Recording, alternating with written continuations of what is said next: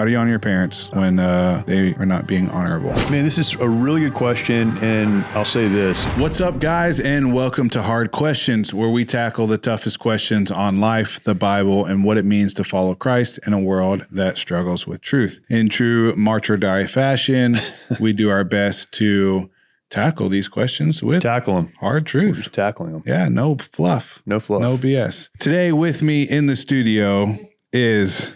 You ready? Oh, geez. Here we go. The spiritual juggernaut. Wow. I don't know what that means. I don't know what that word means, but the seminary sledgehammer. Nice. I never went to seminary, so. The master of biblical beatdowns, Jeremy Stalnecker.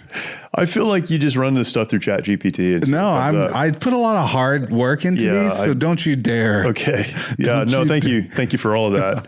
I've never been to seminary, so I don't want to give the wrong impression that my insights are qualified somehow. Well, I think they're qualified. Well, it's good to be with you. Yes. Thank you for joining the show today, Jeremy. Thank you for inviting me. Yes. Good one today. Just so you guys know, when you ask a question in the comments, we will get to them. So today we're actually doing that. We are getting to a hard question from somebody that commented on a previous hard question.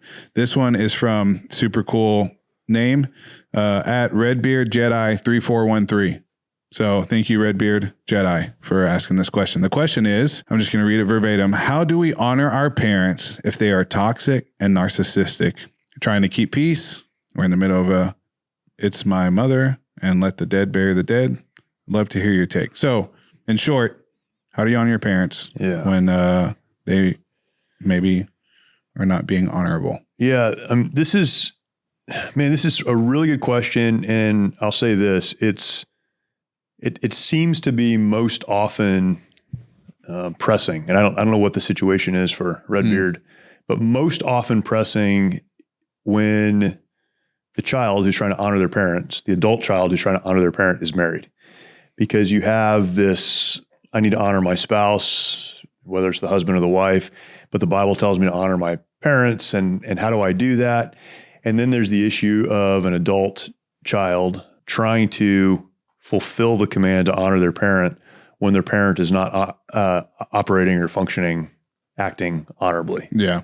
Right? It does sound like this one says it's my mother, so maybe there's a spouse in-law type thing going on. Well, and this is, I think, relevant. Both of us have both older and younger kids. Mm-hmm. So we both have adult children, but also younger kids. And so I think a distinction needs to be made there. Just a couple of verses. We'll walk through this together, and hopefully, if nothing else, this will give some food for thought. So the fifth commandment, Exodus chapter 20 and verse 12 says, honor thy father and mother, that thy days may be long upon the land which the Lord thy God giveth thee. And we've talked about the law. We've had an episode on that. And, the different kind of three different categories of the law. This is found in what we call the moral law, the 10 commandments. So this is a universal principle that certainly should be followed. Honor your father and mother, that your days may be long upon the land. I mean, that's pretty strong. Deuteronomy chapter 5 and verse 16, honor your father and mother as the Lord your God hath commanded you, that your days may be prolonged and that it may go well with thee in the land which the Lord thy God giveth thee. Again, very strong language. Mm-hmm.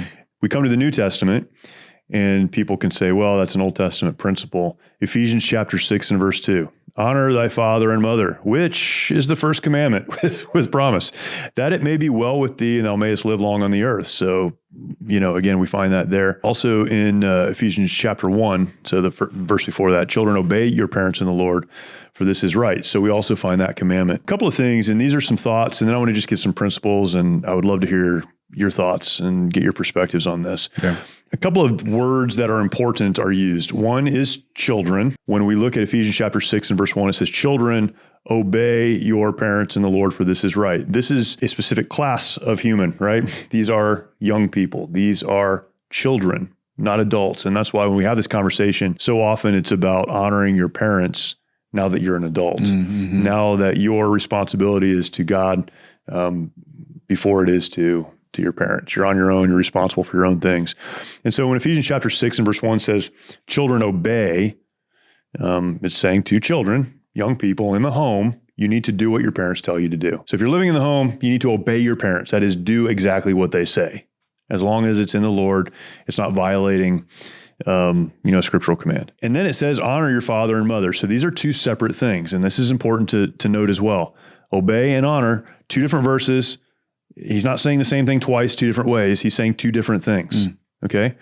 The word honor in the Greek, that's in the New Testament here in Ephesians chapter 6, honor in the Greek means to revere, to honor, to revere.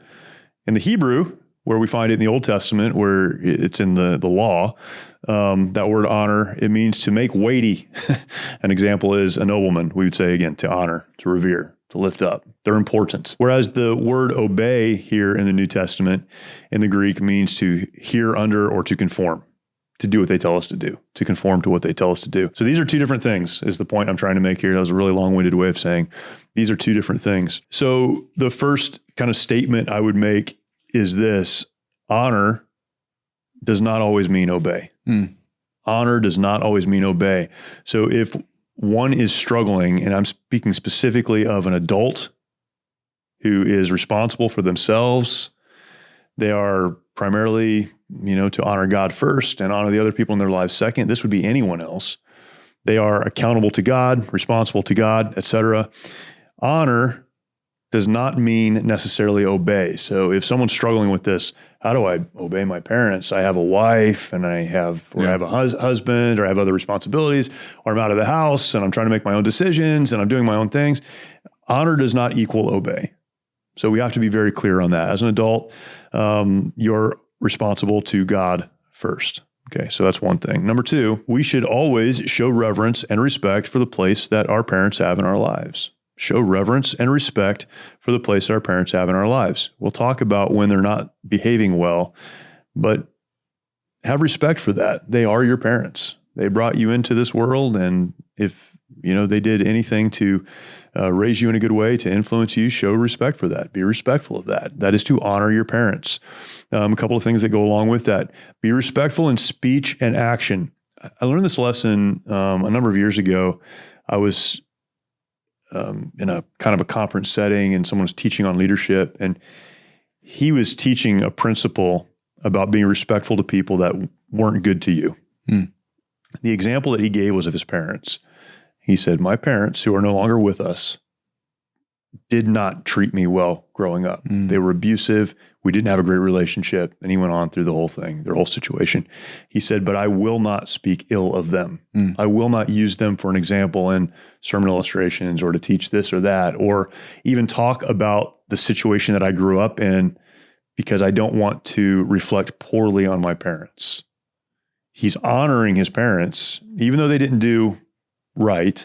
He's respectful of their position as his parents in speech and action. Very, very important. Be very careful about what you say about your parents. Be honorable. Next, seek advice and counsel if you can. They've been down the road a little bit longer than you have and have experienced things you haven't experienced. And so if you have that kind of relationship, seek advice and counsel.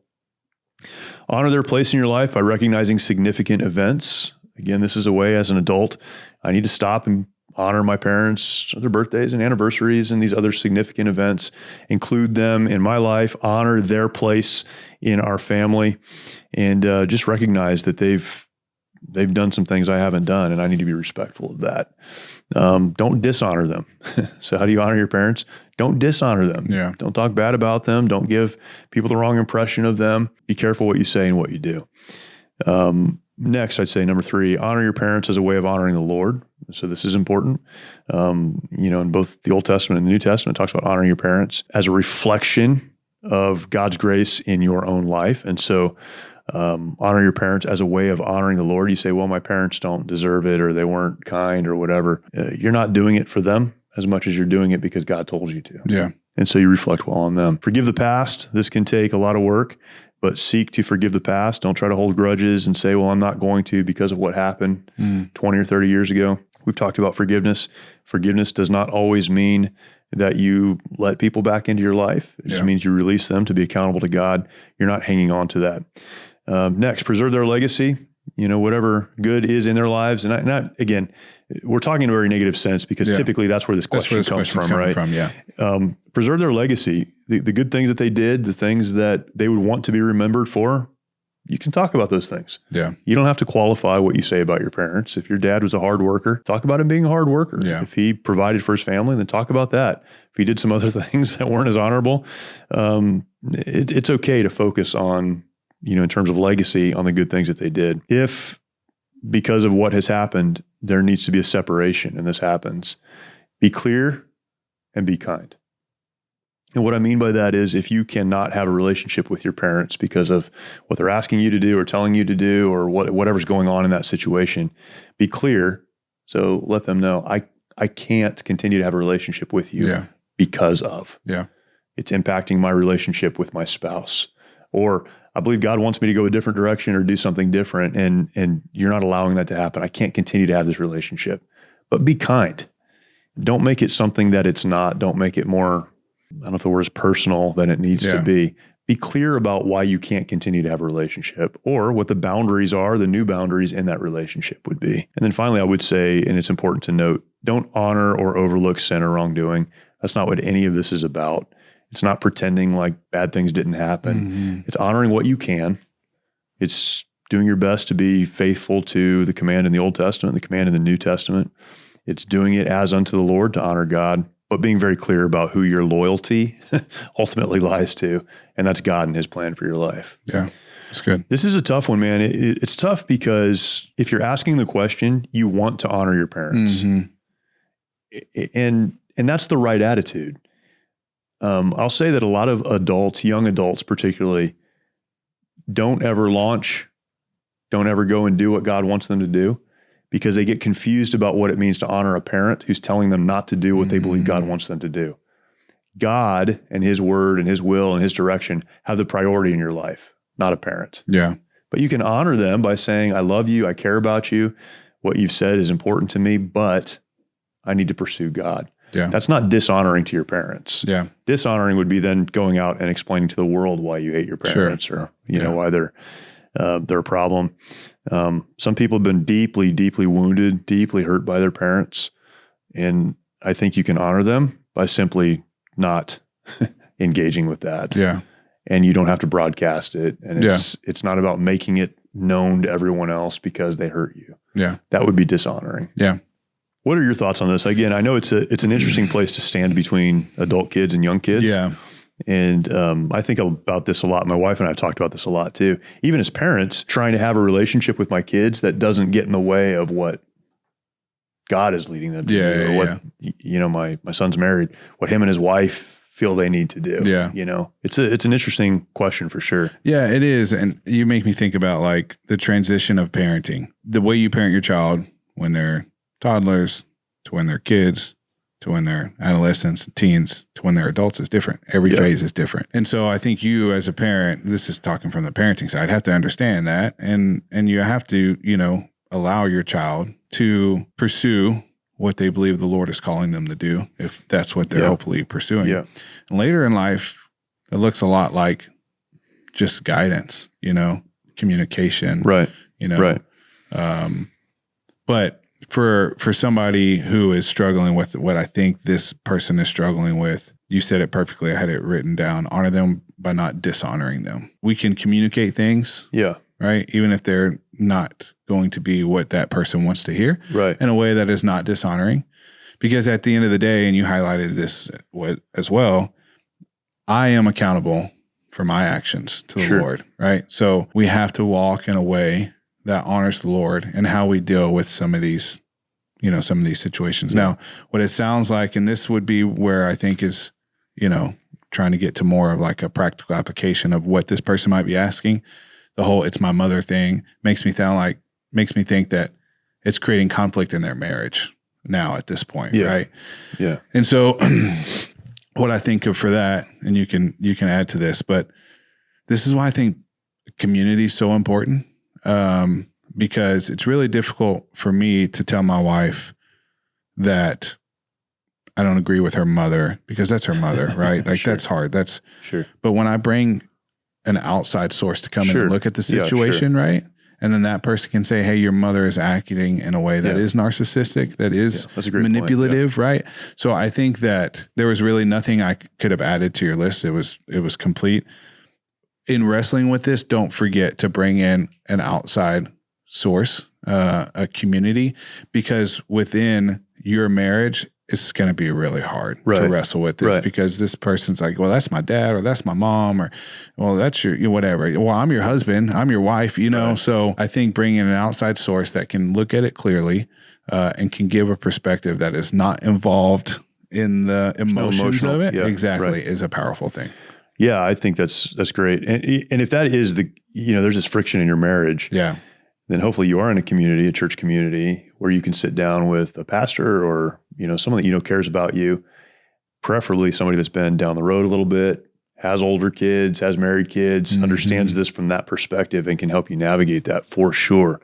I think a lot of this comes down to, how do I balance my priorities on one hand with the commands that I've been given in Scripture on the other hand? And so there has to be some clarity there too. There has to be clarity around, on my list of priorities, not everything holds the same value. Yeah.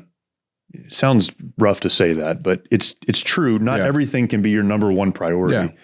So when we look at the Bible and understand how God has outlined things, our number one priority is God.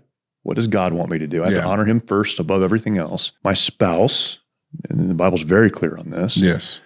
My children, and then I would say, the rest of my family, and then other people. Other people, yeah. And so if I can't honor God by doing what my mom wants me to do, then I need to choose to honor God. Yeah. If I can't honor my wife by doing what my mom or dad want me to do, then I need to honor my wife. Yeah, and this is good. Hopefully there's not that conflict, but if there is that friction point, if I can't honor my kids by raising them in a way that pleases God because of my parents, then I need to honor God by taking care of my kids and honor them in a way that, I'm told to raise them up in the nurture and admonition of the Lord. So I need to do that.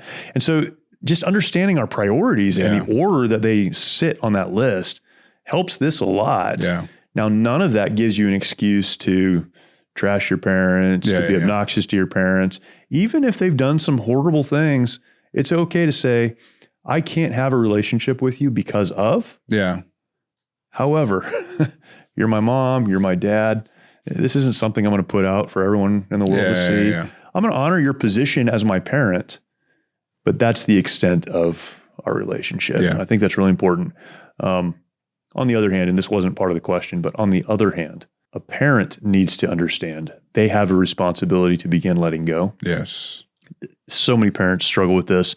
Man, I've had parents straight tell me, my job is to tell my kids where to work, what their pursuit will be after high school or in their lives, who they should marry, and all of those things. Again, we need to be involved in all of those decisions to the extent that we can, but they answer ultimately to God for those decisions and not to us. And you are crippling your kids if you're trying to stay involved in their stuff. I mean, man, marriages end because of this stuff. Kids go sideways because of this stuff. Adult children never fulfill their God-given purpose because of this. Yeah. This is a very important question, and it has to be navigated. But honor God, honor your spouse, honor your kids, honor your family, your extended family. Yeah. Trust God with this. But I think maybe, at the core of this is just don't dishonor them. Don't dishonor them. Yeah. And you're accountable to God. You're accountable to God first. Yeah. Those are the two main ones that I would take away from it as well. Good. So it's good. Good. Appreciate it. Satisfies the question. All right. Thank you guys for watching Hard Questions. If you have any other questions, make sure you comment down below. As you see, we do our best to get to them and we will answer them. Remember always, when you're wrestling with these hard questions, when things are just flying at you from every angle, you have two choices. You can choose passivity and stay where you are and die, or you can march forward. The choice is yours.